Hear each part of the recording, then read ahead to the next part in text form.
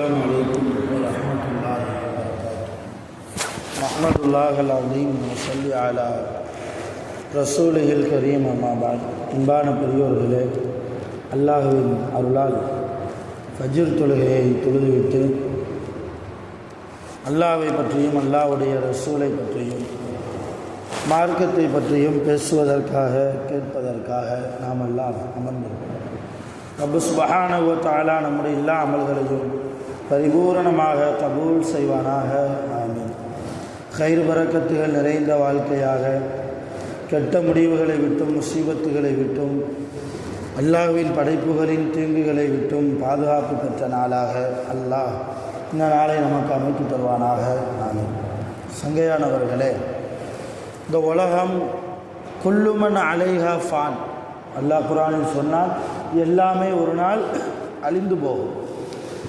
நிலையான வாழ்க்கை என்பது வல் ஆகிரத்து கைரும் வ அபகா, மறுமைதான் நிரந்தரமானது. மறுமை வாழ்க்கை தான் இந்த உலகத்தை விட சிறந்த வாழ்க்கை.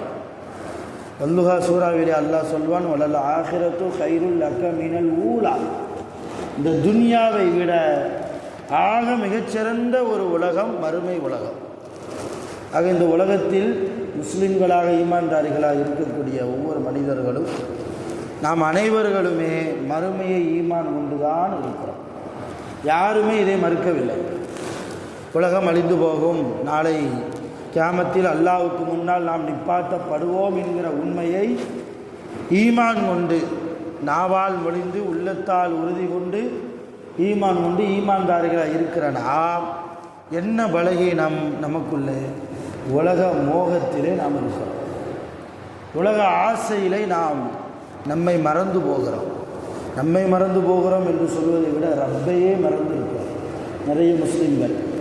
உலகத்தில் இங்கே கிடைக்கக்கூடிய சில இன்பங்களை கண்டு, சில சுகங்களை கண்டு, இங்கே இருக்கக்கூடிய சில ஆடம்பர வாழ்க்கையை பார்த்து ரப்பை மறந்த வாழ்க்கை, ரசூலை மறந்த வாழ்க்கை, கபூர் கியாமத்தை மறந்த வாழ்க்கையாக நம்முடைய வாழ்க்கை போய்கொண்டிருக்கிறது. ஒருபோதும் ஒரு முஸ்லீமுடைய வாழ்க்கை என்பது மறுமையை இலக்காக கொண்ட வாழ்க்கையாகத்தான் என்ன செய்யணும் இருக்கணும். என்னைக்காவது ஒரு நாள் அங்கே தான் போகிறோம். தாயினுடைய கருவிலே இருக்கிற போது உலகத்திற்கு வருவோம் என்று நமக்கு தெரியுமா? தெரியாது. 10 மாதம் அல்லாஹ் நம் தாயின் கருவறையில் வைத்து நமக்கு ரிஸ்கை கொடுத்தான். எப்படியோ வெளியே வந்தோம் உலகத்திலே. அதே போன்றுதான் எப்படி தாயினுடைய கர்ப்பப்பையை விட்டும் வெளியே உலகத்திற்கு வந்தோமோ, அதே போன்று இந்த உலகத்தை விட்டும் மறைந்து நாம் கபருக்குள்ளே போவோம். அதே போன்றுதான் கபரை விட்டும் எழுந்து மறுபடியும் கியாமத்திலே நாம் நிற்போம். உண்மையான பெருமக்களே, அதனால் வாழ்க்கையில் அனுபவப்பட்டாதான் திருந்துவேன் என்று சொல்வது அது மடமைத்தனம். புத்திசாலியாக அல்லாஹ் நமக்கு குர்ஆனை தந்திருக்கிறான். அந்த குர்ஆனுக்கு விளக்கமாக ரசூலுல்லாஹ்வுடைய ஹதீஸ்களை தந்திருக்கிறான். அந்த ரசூலுல்லாஹ் ஸல்லல்லாஹு அலைஹி வஸல்லம் அவர்களுடைய ஹதீஸ்களை வாழ்க்கையாக கொண்ட சஹாபாக்கள், இமாம்களுடைய வாழ்க்கையை நமக்கு முன்னால் வரலாறாக அல்லாஹ் தந்திருக்கிறான். இப்போ இதையெல்லாம் படிப்பினையாக எடுத்துக்கொண்டு இந்த உலக வாழ்க்கையை வெறுத்தவர்களாக நாம் வாழ வேண்டும். அல்லாஹ் குர்ஆனில் சொல்கிறான், மனிதன் எப்படிப்பட்டவன் தெரியுமா? எவ்வளவுதான் சேர்த்தாலும் இன்னும் வேணும் என்கிற குணம், இன்னும் அதிகமாக வேணுமே என்கிற குணம் கபருக்கு போகிற வரைக்கும் அவனுக்கு இருக்கும் என்கிறான் அல்லாஹ். அல்ஹாக்கு முத்த காசு ஹத்தா சுருத்துமுல் மகாபி, கபர்களை சந்திக்கிற வரைக்கும் மனிதன் ஆசை ஓயாது, ஒருபோதும் ஓயாது. அதனால தான் சில நாட்களுக்கு முன்னால் நஃப்ஸை பற்றி நான் பேசுகிற போது நஃப்ஸை கட்டுப்படுத்தணும்.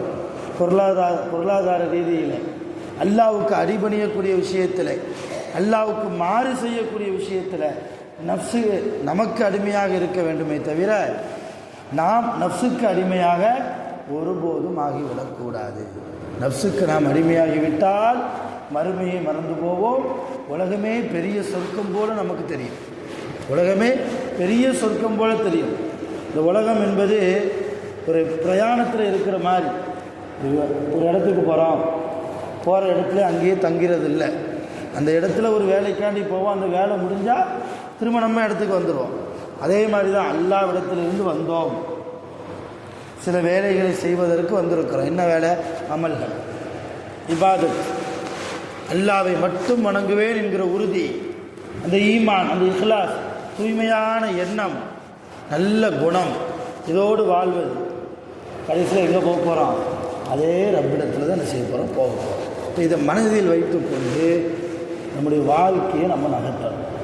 அல்லாவின் பக்கம் அனீபு இலா ரப்பிக்கும், அல்லாஹ் சொன்னான், உங்கள் ரப்பின் பக்கம் நீங்கள் திரும்பி வாங்க. எங்கே போய்கிட்டு இருக்கிறீங்க? ரப்பு எங்கேயோ இருக்கிறான், நீங்கள் வேறு எங்கேயோ ஷைத்தான் நம்மை அழைத்து போகிறான். ஷைத்தானுடைய பேச்சை கேட்டு வேறு எங்கேயும் நம்ம செய்யக்கூடாது, போகக்கூடாது. சையதுனா இப்ராஹிம் அலைஹிஸ்ஸலாம் அவர்களுடைய தியாகங்களை பேசக்கூடிய இந்த துல்ஹஜ் மாதம் முழுக்க இப்ராஹிம் அலைஹிஸ்ஸலாம் அவர்களை பற்றி அல்லாஹ் குர்ஆன் சொல்கிற போது, வலாக்கின் கான ஹனீஃபம் முஸ்லிமா, பியூர் முஸ்லீம் என்கிறான் அல்லாஹ்.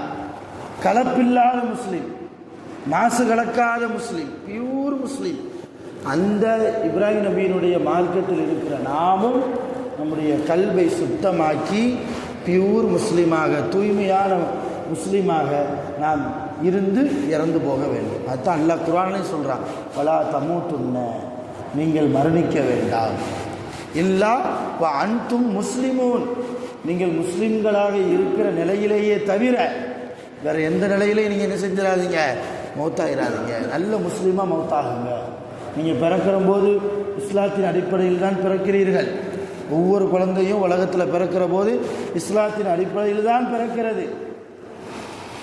மரணிக்கிற போதும் இஸ்லாத்தின்படியே என்ன செய்யணும்? முஸ்லீமாக இருந்தே மரணிக்க வேண்டும். பெயரளவில் முஸ்லீம் இல்லை, வாழ்க்கையின் அளவில் அல்லாஹ் நம்மளை கபூல் செய்யணும். இவன் முஸ்லீம் தான், அல்லாஹ் கபூல் செய்யணும்.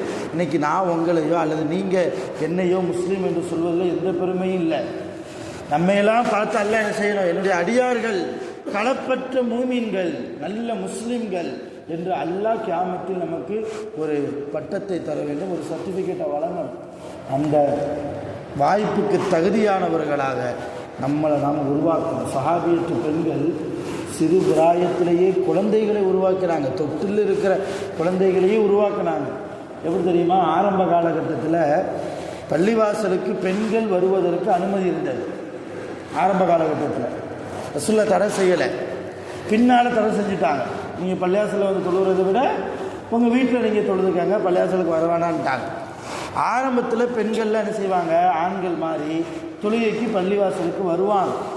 அப்படி சில பெண்கள் ஃபஜ்ருக்கு கூட ரசூலுல்லாஹ் பள்ளிவாசலுக்கு வர்றதுக்கு முன்னாலேயே, தொழுகைக்கு ரசூலுல்லாஹ் பள்ளிவாசலுக்கு வர்றதுக்கு முன்னாலேயே கை குழந்தையை தூக்கி கொண்டு பள்ளிவாசலில் வந்து தொட்டில் கட்டி பிள்ளையை போட்டுட்டு உட்காந்துருப்பாங்க.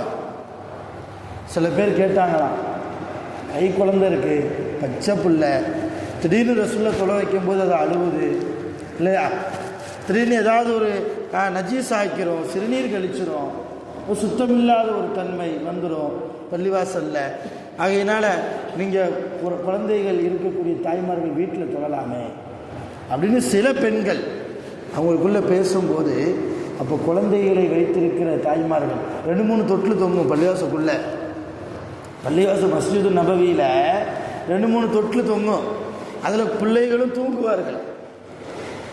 காரணம் என்ன? அந்த தாய்மார்கள் சொன்னாங்க, எங்கள் குழந்தை காலையில் இருந்து பெருமான் ஸல்லல்லாஹு அலைஹி வஸல்லம் அவருடைய குரலை கேட்டு எந்திரிக்க வேண்டும். ரசூலுல்லாஹ் தொலை வைப்பாங்க இல்லையா, அந்த தொலை வைக்கக்கூடிய கிராத், அந்த குர்ஆனுடைய ஓதுதல், இதெல்லாம் எங்கள் குழந்தையுடைய காது வழியாக போய் உள்ளத்தில் இறங்க வேண்டும் என்பதற்காகத்தான் எங்கள் குழந்தைகளை நாங்கள் எங்கே கொண்டு வரோம்? பள்ளிவாசலுக்கு கொண்டு வரோம். அப்போ எந்த ஃபேன் வசதியும் கிடையாது, எந்த லைட் வசதியும் கிடையாது, எந்த ஏசி வசதியும் கிடையாது.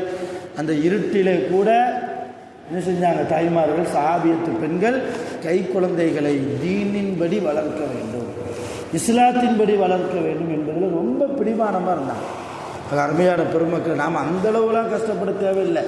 நாம் முடிந்த அளவுக்கு கூடுமான வரைக்கும் அல்லாஹ் எந்த பாதையில் நம்மை பயணிக்க சொன்னானோ அந்த பாதையில் நாம் வாழ்வோம். அல்லாஹ் எந்த பொருளாதாரத்தை விரும்புகிறானோ அந்த பொருளாதாரத்தை நாம் வைத்துக்கொள்வது. அல்லாஹ் எந்த சம்பாத்தியத்தை விரும்புகிறானோ அந்த சம்பாத்தியத்தை நாம் சம்பாதிப்பது. அல்லாஹ் பொருளாதாரத்தை எப்படி செலவழிக்க சொன்னானோ அதன்படி நாம் செலவழிப்பது. ஒன்று புரிஞ்சுக்கோங்க, அல்லாஹ் கேட்பான், உனக்கு எப்படி செல்வம் வந்துச்சுன்னு கேட்பான். நான் தந்த செல்வத்தை எப்படி செலவு பண்ணணும் கேட்பான். ரெண்டு வகையான கேள்வி இருக்குது. அதனால தான் ரசூலுல்லாஹ் சொன்னாங்க, துட்டு அதிகமாக அதிகமாக அல்லாஹ் இடத்துல என்ன ஆகும்? கேள்வி கணக்கும் அதிகமாகும். ஏழைகளாக இருக்கிறவங்களுக்கு கேள்வி கணக்கே கிடையாது, அவங்கள்ட்ட எதுவுமே இருக்காது. என்னென்னு போய் கேள்வி கேட்குறாரு? இவாது செஞ்சால் நல்லா வர முடியாது, இருப்போம், அவ்வளோதான். பணக்காரர்களாக இருந்தால் இன்னும் சில பேர் 2-3 தொழிலெலாம் வியாபாரம்லாம் செய்கிறவங்க இருக்கிறாங்க, தப்பு இல்லை, செய்யலாம். ஆனால் ரொம்ப சரியாக இருக்கணும், அல்லாஹ்வை ரொம்ப பயப்படணும். அல்லாஹ் ஒவ்வொரு பைசா விஷயத்திலும் நம்மை கேள்வி கேட்பான். இந்த பைசா எப்படி சம்பாதித்தாய், அதை எப்படி செலவு செய்தாய், சம்பாதித்த வழி ஹலாலா, செலவு பண்ண வழி ஹலாலா, இதையெல்லாம் பார்த்து உற்று நோக்கி குர்ஆனின்படி யோசித்து நம்முடைய வாழ்க்கையை நாம் நகர்த்துவோம். வல்ல ரஹ்மான் பரக்கத்தான அவனுடைய நாட்களின் பொருட்டால், பரக்கத்தான அவனுடைய அரிசின் பொருட்டால் நம்முடைய வாழ்க்கையை தூய்மையாக்குவானாக. பாவங்கள் இல்லாத வாழ்க்கையாக, ஷைத்தான்களுடைய தீங்குகள் தூண்டுதல் இல்லாத வாழ்க்கையாக, மலக்குகளுடைய ரஹ்மத்தை பெற்ற துஆவை அடைந்த வாழ்க்கையாக நம்முடைய வாழ்க்கை அல்லாஹ் முழுமையாக ஆக்கி அருள் புரிவானாக. வாஹிரு தஅவானா அல்ஹம்துலில்லாஹி ரப்பில் ஆலமீன். சுப்ஹானல்லாஹி வ பிஹம்திஹி சுப்ஹானல்லாஹி வ பிஹம்திஹி அஷ்ஹது அன் லா இலாஹா இல்லா அன்த அஸ்தக்ஃபிருக வ அத்தூபு இலைக். ஆமீன். சுப்ஹானல்லாஹி ரப்பில் இஸ்ஸத்தி அம்மா யசிஃபூன் வ ஸலாமுன் அலல் முர்ஸலீன். صلى الله على محمد صلى الله عليه وسلم. صلى الله على محمد صلى الله عليه وسلم. صلى الله على محمد يا رب.